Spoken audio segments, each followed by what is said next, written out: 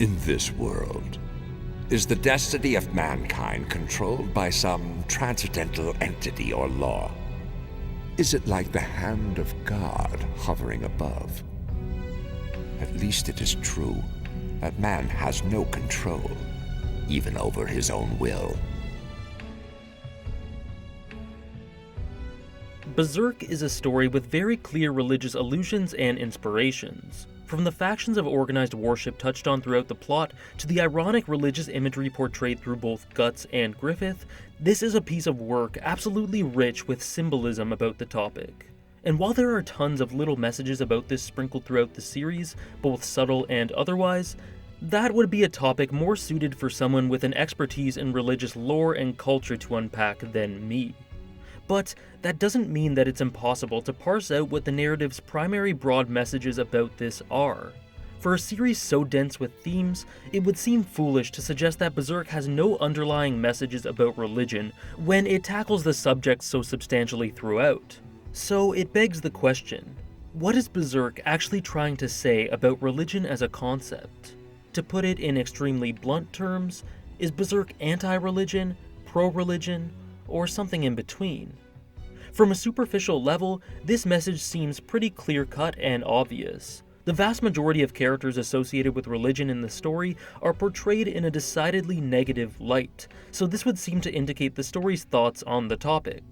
Along with being the primary faction concerned with worshipping by far the most hated character in the series, the Holy See are immorally dogmatic when it comes to their doctrine.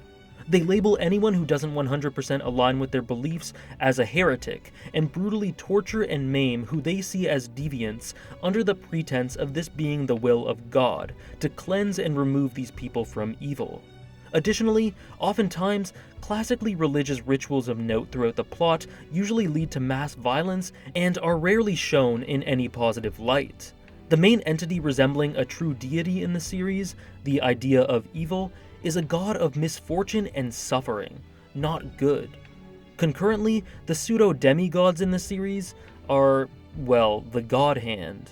And then there's just the simple fact that this world is unbelievably cruel and holds very little hope for the common citizen. As the old argument goes, if there is a benevolent deity in this world, why are they not doing anything while their people suffer so needlessly? The truth is that it is because there very likely isn't one. Simply put, Berserk does not inspire much confidence in religion from the outset. At its worst, it's a story that could be semi-understandably construed as anti-religion.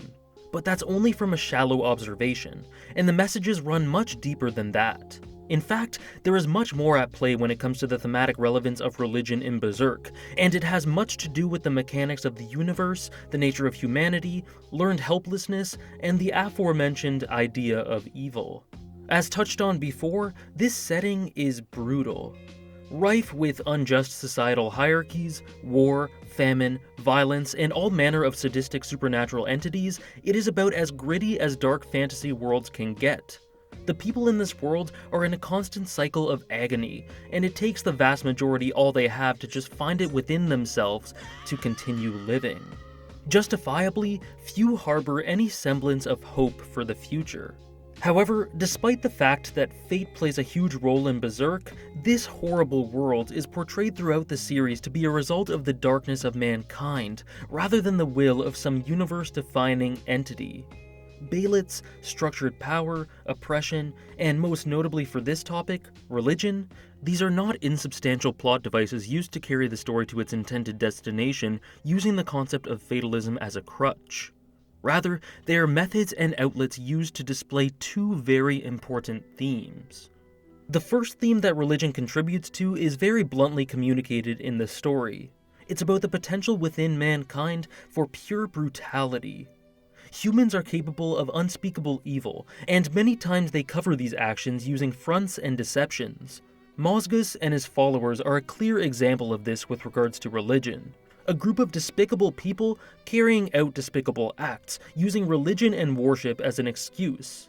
But this is not a negative message about religion itself at all. If anything, the damning indictment here is on people and how they can use something like religion to try to justify cruelty.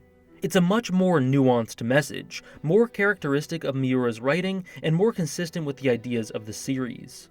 The second idea communicated through suffering via religion is just as prevalent: the necessity of purpose. In a setting like this, where purpose is so difficult to hope for, and even more difficult to find, it is human nature to cling on to things with reckless abandon, just to have some self-worth and a reason for living. Religion is one of those things. And it's easy to imagine how desperate one-dimensionality combined with lust for power can spiral something like organized religion out of control into something that is pathological and dangerous. The fact is, a good number of evil radicalists in Berserk are doing wrong because they are clinging onto some warped, shallow ideal that represents their worth in the world. Compared to what you're trying to do, me fighting 100 men means nothing. It has no purpose. I'm not talking about just you. I mean Griffith also. The two of you have something important that you can stake your lives on. I think it's great. I truly mean that. Compared to the strength of that purpose, whether I face 100 men in battle or even 1,000 seems like nothing but a random act. It seems to me that everybody stakes their lives in a lost cause. Looking over them all from up here, I almost think I can see their hopes and dreams flickering in each little light.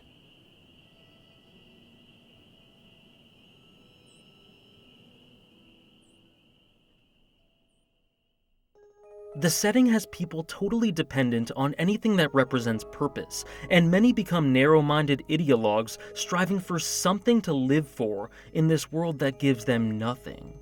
Characters completely dissociated with religion, like the Count or even Griffith, go through similar extremes in order to cling on to significance in existence. It's more of a message about the necessity of purpose, touched on through Guts' existential pondering early on in the series, than anything about the nature of religion. So we can see that due to the darkness of mankind and how we yearn for purpose, religion is not a cause of this cruelty. It is an excuse and a means to an end. Religion itself is not the problem here. People are. Now, there is a flip side to this, and it has to do with passivity. At times throughout the series, characters have been shown to choose not to act and to instead lean on religious worship to deliver them from suffering. There is an instance where a small town is attacked by trolls, and the priest in power decides to combat this by praying.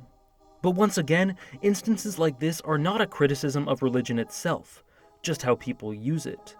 Just as extreme cruelty in the name of religion is bad, so too is radical pacifism.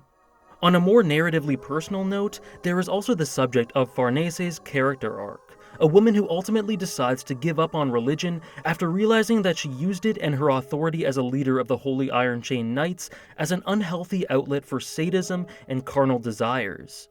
But once again, this is not a condemnation of religion. It is a demonstration of how not to use it, and of letting things go in one's life when it brings about something undesirable within us. Religion demonstrates the lengths that humanity would go to exert power and feel good in a world that promotes the opposite, but it is not inherently negative in nature. It simply is. It's neutral. It could be useful for some people and not worth investing in for others. It just so happens that in this world, people tend to use it in a negative way because, well, basically everything is used in a negative way. Now, while substantial, this is all a very abstract and indirect way to interpret the story's take on religion. However, this can also be prized out in a more cosmic and grand sense, using the closest thing to an omnipotent deity that the series has, the idea of evil. Essentially, the idea of evil is a causal, desired god. It is an entity that was created due to mankind's need to blame their misery and misfortune on some sort of transcendental thing. It was not the original source of pain, but it was created due to the populace's wishes for reasons to explain their suffering. Humanity wants to point the finger at some sort of explanation for their strife, other than the darkness of man and their own weakness, because of the harshness of those truths. As such, the idea of evil was created, as a means to blame some sort of thing for the cruelty of the world. It self-perpetuates and dictates fate. It is the root of all of the suffering in the world, and it is the catalyst behind the evil God hand. So the obvious question here with regards to religion is that if there is an evil god, why isn't there a good one? Is that not incredibly anti-religious? Well, no, it's not. Instead, this says much more about learned helplessness and the human condition than it does about the concept of a benevolent god. People are now conditioned to feel helpless and act passively because there is an ironic comfort there. It is far easier to blame the horrors of one's life on some uncontrollable force than to try to find the belief to change it. Through the collective hope that some evil god had to be the cause, it forms a self-fulfilling prophecy to make that the truth. No god existed until humans conceived the idea of evil, and this is very significant. In Berserk, belief in a god can create that god. This means that if enough people had enough faith in one, a good god could be created.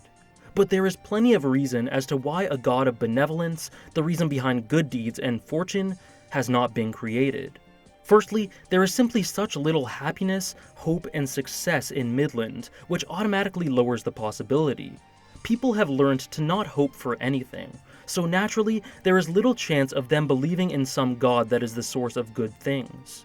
But more importantly, humans are hypocrites. In Berserk, they attribute responsibility for their misfortune to something aside from themselves and blame external things, and this creates the idea of evil. But when they succeed, they want to feel like their success is their own.